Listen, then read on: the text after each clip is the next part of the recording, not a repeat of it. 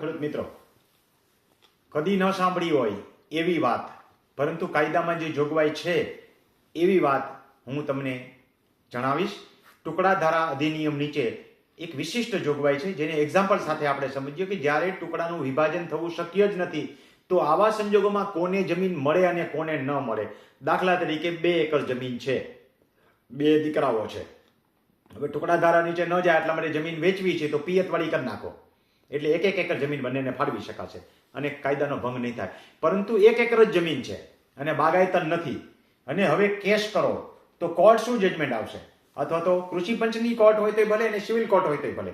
આવા સમયે કદાચ તમે જાણ્યું નહીં હોય કે જ્યારે 1 એકર જ જમીન હોય અને 2 વ્યક્તિ ભાગ માગવા આવે તો વિભાજન શક્ય નથી, કારણ કે 20-20 ગુઠાનું બાગાયતન તો છે નહીં, તો મારી મચકોડી તો ઊભું થશે નહીં વૃક્ષો વાવ્યા વગર. અને એવો કેસ જાય તો આવા સમયે ભાગલા કોર્ટથી કલેક્ટર્સ જે છે આ ચુકાદો કલેક્ટર્સ આપશે અને કઈ રીતે અપનાવશે જેથી કરીને ટુકડો ન પડે, તો એ ચિઠ્ઠી નાખશે.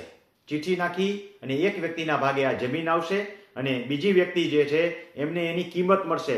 કોઈ એમ કહેશે કે આવી જોગવાઈ ક્યાં છે નહીં, ચાલો લખેલી હું તમને બતાવું છું, બરાબર વંચાય એવી રીતે જુઓ કે આ ચોખ્ખી જોગવાઈ છે કે નહીં. વંચાય છે, જુઓ જી.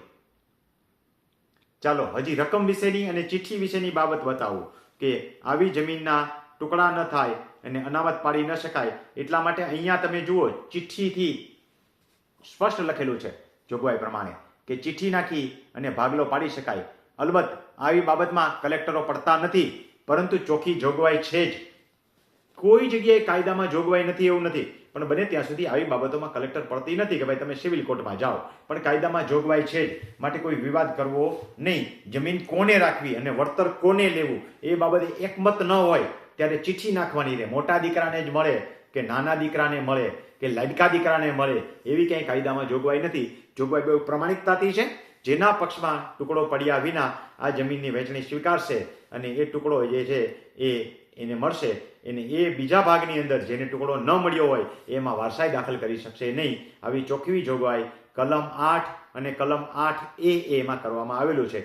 હવે ટુકડો તબદીલ કરવા માટેની જોગવાઈ તો સીધી અને સ્પષ્ટ છે કે જાહેર કુવા, તળાવ, નહેર, ચેનલ કે અન્ય પાણીના પ્રવાહ માટેના કામો માટે થઈ ધર્મશાળા, નિશાળ, જાહેર દવાખાના, જાહેર લાઇબ્રેરીના માટે, સ્કૂલના કમ્પાઉન્ડ માટે, રસ્તો બાંધવા માટે, સ્મશાન કબ્રસ્તાન માટે, જાહેર ઉપયોગ માટે, જાહેર જાજરૂ, સરકારી ઘર બાંધનાર મંડળી વગેરે માટે થઈ અને બાંધકામ હેતુથી પણ જો આવી મંજૂરી લેવામાં આવી હોય તો એ હેતુ જે છે એ ટુકડા ધારાનો પ્રતિબંધ લાગુ પડતો નથી. આ હેતુ માટે થઈ અને ટુકડો થાય તો પણ મૂળ વ્યક્તિને અડધી જમીન મળે અને એ ટુકડા ધારા નીચે જતી હોય તો એને ટુકડો ધારો લાગુ પડતો નથી. આટલી માહિતી મેં તમને યુટ્યુબમાં રમણીકભાઈ કોટડિયા લખજો એટલે આવી અવનવી માહિતી તમને સાંભળવા મળશે અને કાયદાઓની કલમ સાથે.